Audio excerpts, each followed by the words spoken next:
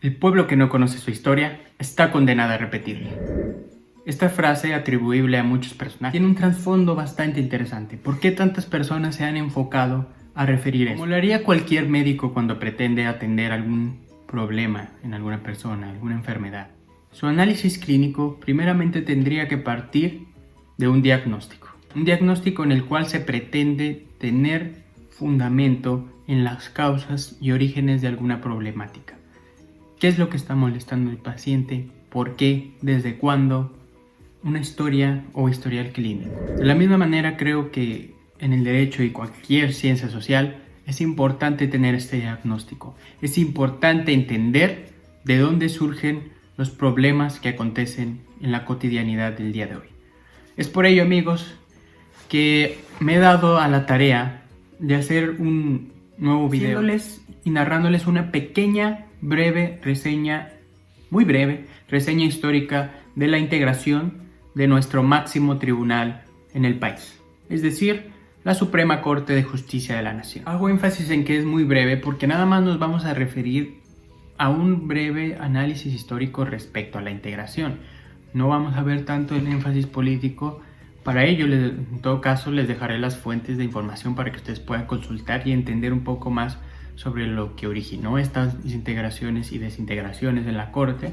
Incluso tal vez salte algunos periodos en los cuales de verdad sí fueron muy problemáticos, y me enfocaré nada más a la integración. ¿Por qué es importante la integración? Porque eso también atañe un contexto histórico, porque hoy en día se está discutiendo en todos lados sobre si es correcto o no que el Senado de la República haya decidido que el ministro presidente de la Suprema Corte deba permanecer 4 o 6 años con ese cargo. Eso creo que es importante atender a la integración de la Suprema Corte y qué es en sí lo que se ha realizado a través de estas funciones, de estos cargos de los ministros de la Suprema Corte a través de la historia. Bienvenidos entonces una vez más, amigos, a su canal Proyecto Libertatis.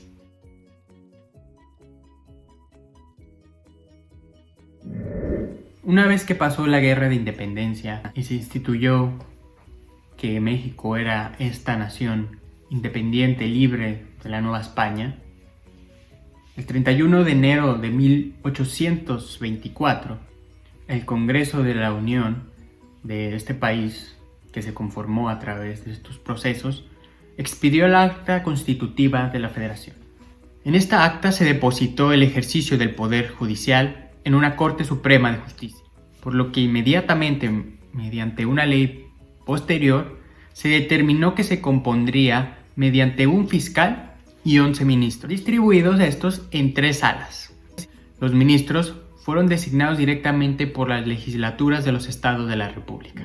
Para poder ser designado ministro en ese tiempo, se establecían como requisitos, literalmente, estar instruido en ciencias jurídicas a juicio de las legislaturas, tener 35 años de edad, haber nacido en continente americano, rompiendo todo vínculo con la nación española, y tener 5 años de residencia en territorio nacional. La duración en ese tiempo en el cargo era permanente, es decir, hasta que la persona fallecía era ministro de la Suprema Corte. Posteriormente, en 1843, se creó una nueva ley en la que se establecieron nuevos requisitos para ser denominado ministro de la Suprema Corte de Justicia de la Nación.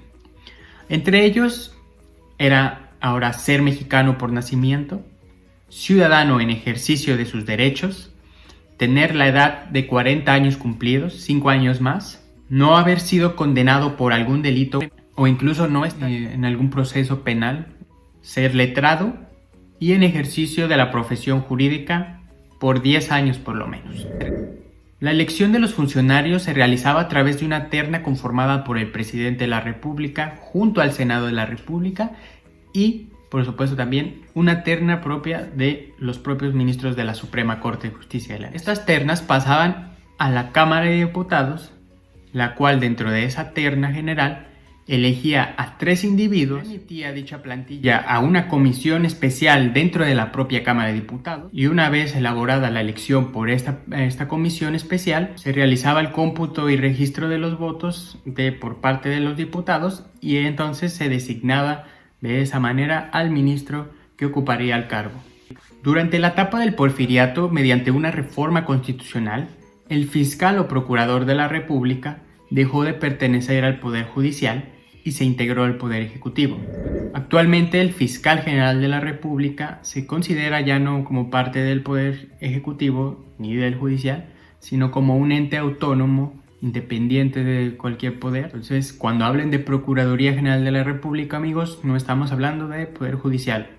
Siempre veo mucho esa confusión en los usuarios de las redes sociales. Piensan que la Procuraduría General de la República o cualquier Procuraduría a nivel estatal, Fiscalía, como se les denomina ahora, fiscalías, son parte del Poder Judicial. Estos no conforman parte del Poder Judicial ni del Ejecutivo, nada, son entes autónomos. Una vez que aconteció el periodo revolucionario, en 1924 volvió a reformarse, obviamente, la integración de la Suprema Corte de Justicia de la Nación. Esta vez el Pleno se integraba por 10 ministros propietarios, se les denominaba de esa manera, que llevaban las mismas funciones que los otros ministros, pero además se añadieron 3 ministros supernumerarios. Estos 3 ministros supernumerarios únicamente tenían por función la designación y vigilancia de la actuación de los jueces y magistrados federales. Es decir, llevaban a cabo funciones de un índole más administrativo dentro del Poder Judicial de la Federación. Su presidente era elegido por los integrantes de la Suprema Corte, como lo es a la fecha, el cual no conformaba ninguna de las salas también, como lo pasa hasta la fecha. Existían en ese entonces 3 salas integradas por 3 ministros, que posteriormente, mediante otra reforma constitucional en 1928, se amplió a 6 salas debido al rezago laboral. Había mucho que conocer por parte de la Suprema Corte, no se daba abasto, lo que generó que en otra reforma en 1938 la Corte se integrara por 16 ministros, que posteriormente en 1941 se integrara por 21 ministros integrados únicamente ya en 4 salas, pero ya estas salas se conformaban por 5 ministros cada uno.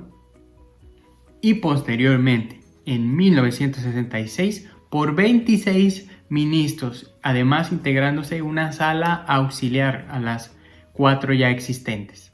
Como vemos, la Suprema Corte de nuestro país siempre ha tenido un fuerte problema de rezago. Él ha querido siempre, creo, abarcar mucho y ha tenido ese problema de tal vez no darse abasto con tanto trabajo, ¿no? Si consultamos la página de la Suprema Corte de Justicia de la Nación, en la parte de transparencia, datos estadísticos en materia jurisdiccional, podemos ver que en el último periodo registrado en la página, que corresponde al periodo del 1 de diciembre de 2018 al 30 de noviembre de 2019, la Suprema Corte de Justicia de la Nación dio trámite a diversos asuntos, dentro de los que podemos observar 9.289 amparos directos en revisión, 1.154 amparos en revisión, por poner un ejemplo. También podemos ver apelaciones, acciones de inconstitucionalidad, contradicciones de tesis, entre tantos asuntos de los que es competente la Suprema Corte.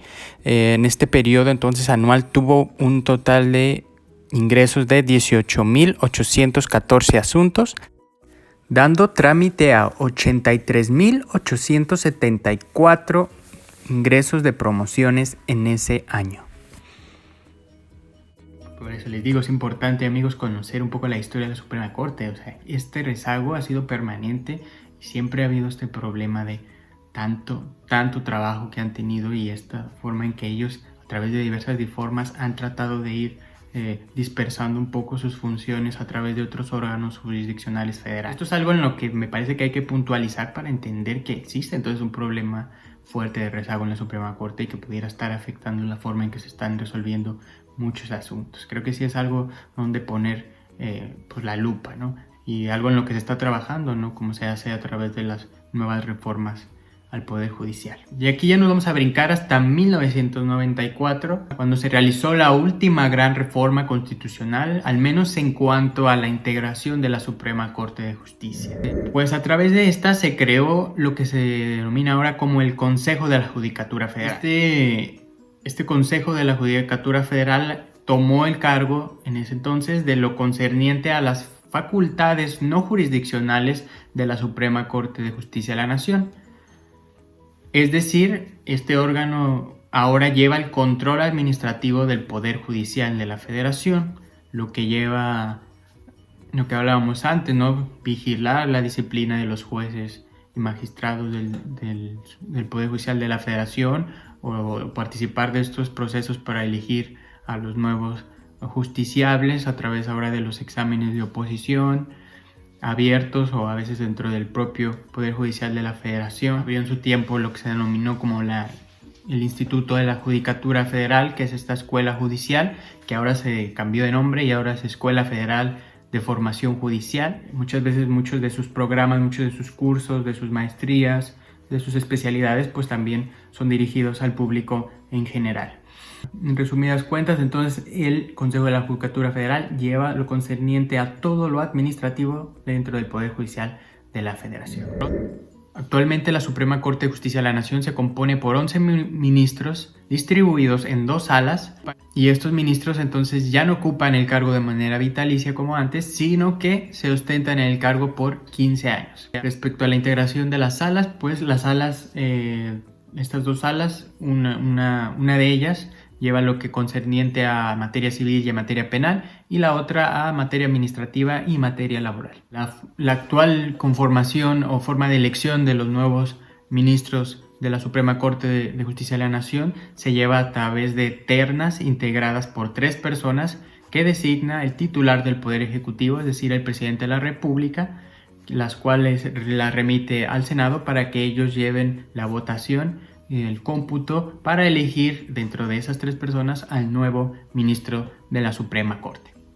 Dentro de lo instituido en esta reforma del 94 se estableció o se reiteró que el presidente de la Suprema Corte sería elegido cada 4 años por los mismos miembros de la Suprema Corte, que ahora, como sabemos, está en boca de todos, porque al parecer el Senado de la República o varios de los senadores de la República ahora pretenden que el presidente de la Suprema Corte de Justicia de la Nación dure en el cargo 6 años, 2 años más de los que originalmente estaba. Muchos hablan sobre si es constitucional o inconstitucional. No se puede considerar inconstitucional desde mi perspectiva porque en sí no se ha elegido todavía nada. Este proyecto va a pasar a la Cámara de Diputados y ellos valorarán si es correcto o no esta determinación que hicieron los senadores, y ya entonces cuando el proceso legislativo haya terminado en sí y se ha publicado de manera oficial esta reforma, es entonces cuando se valorará si es constitucional o no. Entonces hasta aquí dejo el video de hoy. Espero que les haya gustado el tema, espero que les haya generado algún interés. Les voy a dejar aquí unas fuentes de información por si quieren ahondar un poco más sobre el tema, por si quieren incluso conocer el proceso histórico más a fondo, qué procesos políticos que vivió el país en determinado momento fueron los que motivaron todos estos cambios, qué motivó en su momento a los legisladores o a los presidentes de la República a tomar estas decisiones sobre la integración de la Suprema Corte. No me queda más que desearles que tengan una excelente semana. Agradezco a todos por su atención, por todo el apoyo brindado al canal. He estado algo desaparecido estos meses, lo sé, pero pues como siempre, amigos, es la misma excusa que tengo siempre. Por cuestiones de trabajo, por cuestiones de escuela, a veces me veo un poco rebasado en los tiempos y no puedo subir videos con la frecuencia que quisiera.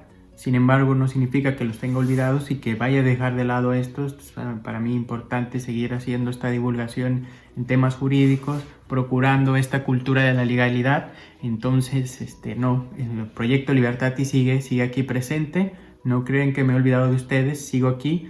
Y de alguna manera trato de manifestarme así a través de las redes sociales. Si no me siguen, por cierto, los invito a que me sigan en Twitter o en Instagram.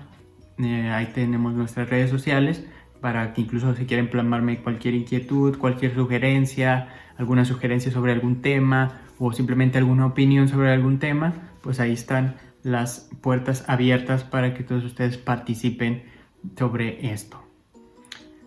Pues no me queda nada más que mandarles un fuerte abrazo, un gran saludo, se les quiere mucho Gracias, de verdad, muchísimas gracias por apoyar el contenido de este canal, por ver por sus visitas, por su tiempo. Y pues no me queda nada más que decirles. Recuerden siempre, sean libres. Hasta pronto, amigos.